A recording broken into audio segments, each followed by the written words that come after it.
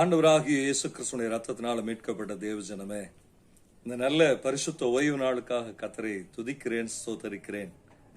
நாம் தேவனை ஆராதிக்கும்படிக்கு ஒரு நல்ல நாளை ஆண்டவராகிய தேவன் நமக்கு கொடுத்திருக்கிறார்.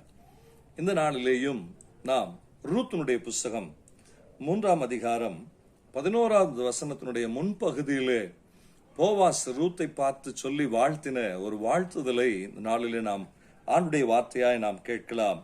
இப்போதும் மகளே, நீ பயப்படாதே, உனக்கு வேண்டியபடி எல்லாம் செய்வேன். ரூத்தை பார்த்து போவாஸ் சொல்லுகிறார், உனக்கு வேண்டியபடி எல்லாம் நான் செய்வேன். ஆண்டவராகிய தேவன் இயேசு கிறிஸ்து நமக்கு நல்ல ஒரு மணவாளனாயிருக்கிறார். அவர் சாதாரணமான ஒரு மணவாளன் அல்ல, இந்த உலக பிரகாரமாய் நாம் பார்க்கிறதான மணவாளனாய் அல்ல. அவர் நல்ல ஒரு மணவாளனாய் நமக்கு இருக்கிறார். அவர் நம்மை பார்த்து இந்த வார்த்தையை சொல்லுகிறார், நான் உனக்கு வேண்டியபடி எல்லாம் செய்வேன்.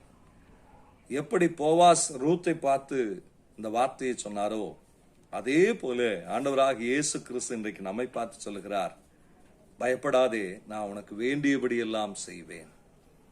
இந்த காரியங்களை பின்திரும்பி பார்ப்போமே ஆனால், ரூத்தினுடைய நிலைமை, அவள் எல்லாராலும் கைவிடப்பட்டு கணவனை இழந்து, இன்னும் தன்னுடைய பெற்றோரை இழந்து, வாழ்க்கை படப்பட்ட இடத்துல எல்லாவற்றையும் துறந்து, இன்னும் மாறா என்கிறதான ஒரு நகமியோடு கூட வாழ்ந்து, எவ்வளவு கடினமான ஒரு காரியத்தில் பயணித்துக் கொண்டிருக்கிறார்.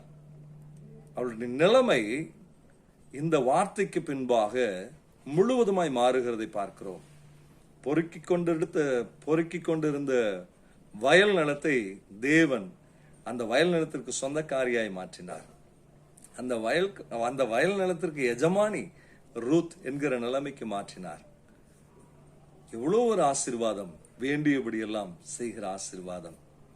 இதோ இந்த நாளில் அந்த சத்தத்தை கேட்கிற ஒவ்வொருடைய வாழ்க்கையிலையும் நம்முடைய மணவாளனாகிய இயேசு கிறிஸ்து நமக்கு வேண்டியபடி எல்லாம் இன்றைக்கு செய்வார். எந்த ஒரு குறையும் இருக்காது. ஏன் அப்படின்னா, முந்தின நிலைமையை தலைகளாய் மாற்றி ஆசீர்வதிக்கிற ஒரு வாழ்வுதான் தேவன் வேண்டியபடி எல்லாம் செய்கிற ஒரு வாழ்வு. எந்த சூழ்நிலையில இருந்தாலும் பயப்பட வேண்டாம். ஆண்டவர் இன்னைக்கு சொல்றார், பயப்படாதீங்கிறார். பயப்படாதீங்க, வேண்டியபடி எல்லாம் கர்த்தர் செய்வார். ஜெபிப்போமா.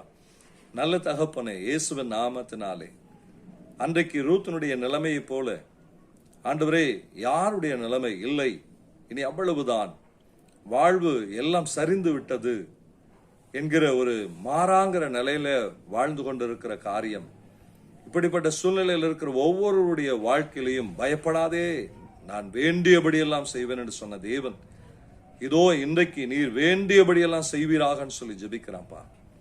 இன்றைக்கு அந்த வாழ்வு மாறுவதாக, அடிமைப்பட்டிருந்த வாழ்வு மாறுவதாக, மாறாங்கிற வாழ்வு மாறுவதாக, எல்லா விதமான நிலைமைகளிலேயும் முடிந்து போன நிலை இன்றைக்கு மாறுவதாக, இன்றைக்கு ஒரு புதிய துவக்கம் உண்டாவதாக சொல்லி ஜெபிக்கிறோம்.